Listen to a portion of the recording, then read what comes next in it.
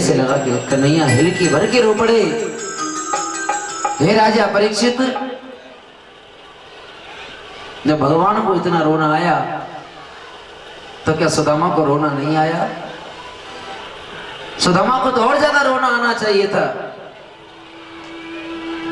लेकिन वो अपने आंसुओं के उस समुद्र को अंदर छुपा गया।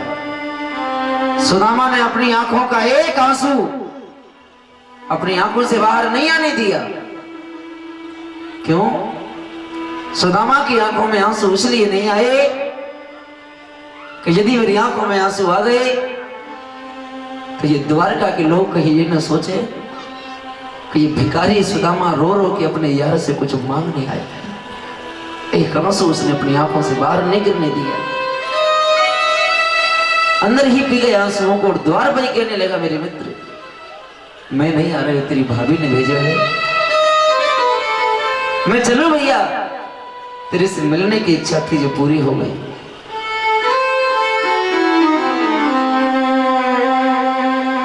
कृष्ण बोले, अभी भी नाराज हो? क्या सुदामा अभी भी नाराज हो? अभी माफ नहीं किया अपने यार को? बोले, माफ? तूने गलती क्या की है जो मैं तुझे माफ करूं मेरे मित्र? बोले, माफ ऐसे नहीं होता। इन महलों के अंदर जब तक तुम अपने चरणों को नहीं डालोगे ये महल पवित्र नहीं होंगे। क्योंकि जिस घर के अंदर ब्राह्मण के चरण पड़ते हैं वो घर पवित्र हो जाता है। ये महल जब तक पवित्र नहीं होंगे कि जब तक तुम्हारे चरण इन महलों के अंदर नहीं पड़ जाएंगे। आज 99 लाख यदुवंशियों की सभा को स्थगित कर दिया कि आज कोई सभा नहीं होगी। आज कृष्ण अपने यार के साथ समय गुजारेंगे, वो पूरा समय अपने यार को देंगे। जिस सिंहासन पर बैठ के मेरे मधुसूदन उन 99 लाख यदुवंशियों को संबोधित करते थे, आज उस सिंहासन पर अपने मित्र सुदामा को बिठा दिया और रुक्मिणी के साथ दोनों कृष्ण और रुक्मिणी चरणों में बैठ गए। रुक्मिणी सोने की परात में कलश भर के जल लेके आई चरण धोने के लिए। कृष्ण कहने लगे, रुक्मिणी इस साधारण पानी से मेरे मित्र के चरणों को धो के उन पैरों का अपमान मत करो, इन पैरों का अपमान मत करो, क्योंकि मेरे मित्र के चरणों को मैं अपनी आंखों के आंसुओं से धोकर के साफ करूंगा।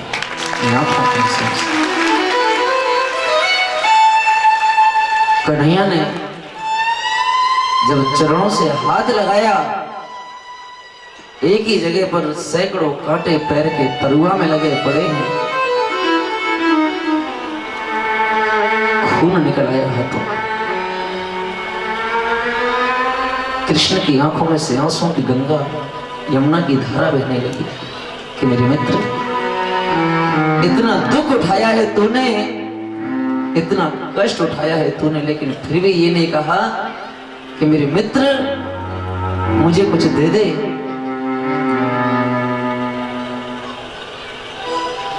कैसे हाल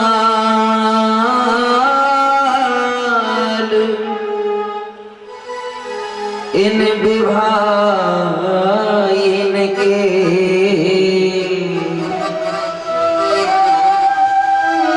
पग कंटक जान लगे पुन जोई। हाय महादुख अरे पायो रे सखा तुम, अरे आए तेन किते दिन खोई। देख सुदामा की प्रभु ने दीन दशा, करुणा करके करुणा ने धिरोई।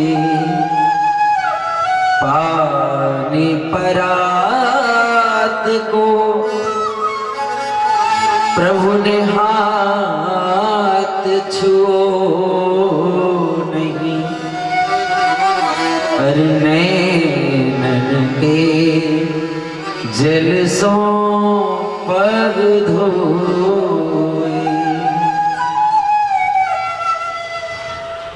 आंखों के आंसुओं से सुदामा के चरणों को पखारा और कहने लगे, मेरे मित्र सुदामा, मेरी भाभी ने मेरे लिए कछु भेजे हो तो मुझको दे दे। सुदामा कहने लगी, तेरी भाभी ने तेरे लिए भेंट भेजी है तो ये सोचे वो कन्हैया, अरे काय को रुलावे रे लाला, काय को रुलावे। तेरी भाभी तेरी भेंट भेजने के योग्य नहीं है कान्हा। जाको भरे नहीं पेट,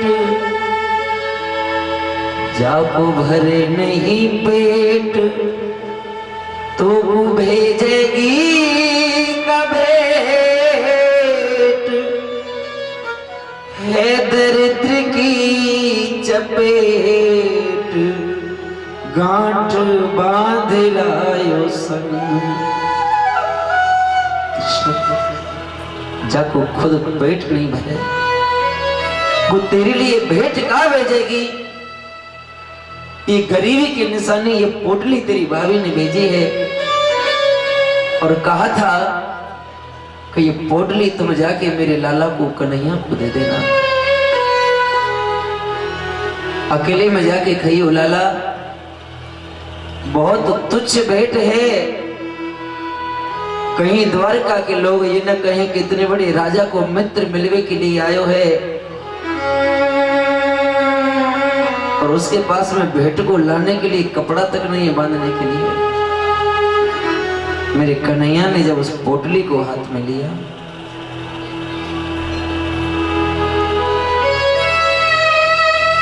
और गांठों को खोलने लगे,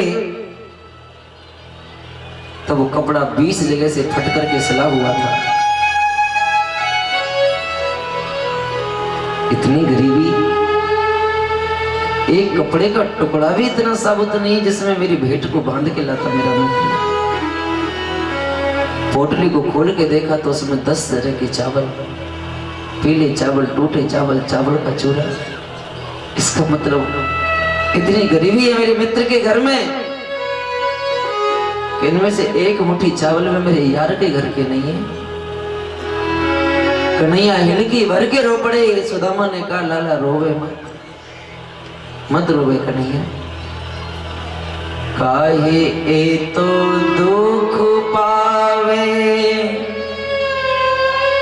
नैन नीर क्यों बहावे। अरे श्राप दे के पछतावे, तेरी लीला है अपार। काहे ए तो दुख पावे, अरे नैन नीर क्यों बहावे। श्राप दे की पछतावे, तेरी लीला है अपार। अरे समय समय की है बात, जब पढ़े एक साथ। समय समय की रे बात, जब पढ़े एक साथ। मैं भीख मांग खात, ये तेरे ठाट बाट। मैं भीख मांग खात, ये तेरे ठाट बाट। अरे मैं हूँ अति ही, अरे दीन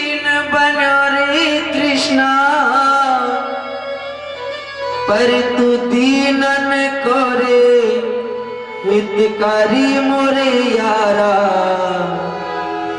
तू दीनन को हितकारी। पहली मुट्ठी भर के कन्हैया ने जैसे मुंह में डाली, कहने लगे इतना स्वाद मुझे मित्रों के चावल में आया है, कितना स्वाद मुझे आज तक द्वारका के 56 भोगों में नहीं आया। मैंने अपने मित्र को एक लोक का पूरा सुख दिया,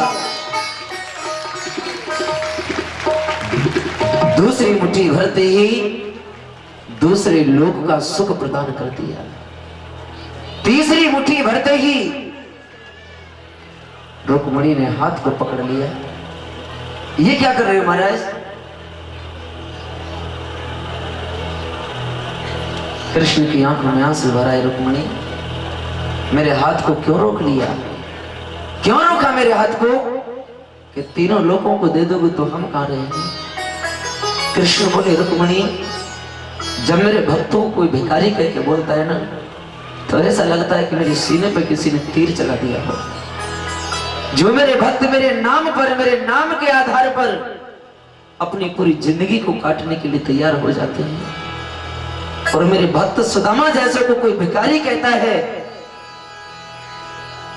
तो वो शब्द बर्दाश्त नहीं होता। रुक्मणी, यदि आज मैं अपने आप को भी अपने मित्र के चरणों में समर्पित कर दूं ना, तो शायद फिर भी मैं उसका उपकार चुका नहीं पाऊंगा। क्यों रस में विश्वाम कियो? मुझे जो आनंद आया, जो सुख मुझे आया,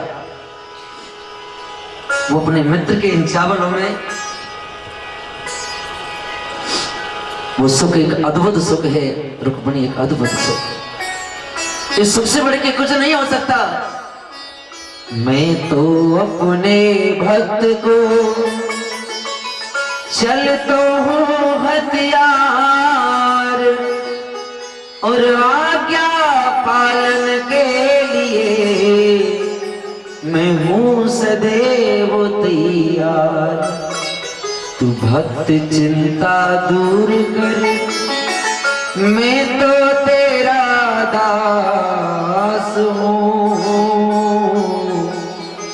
जो बुलावे प्रेम से मैं उसी के पास हूँ।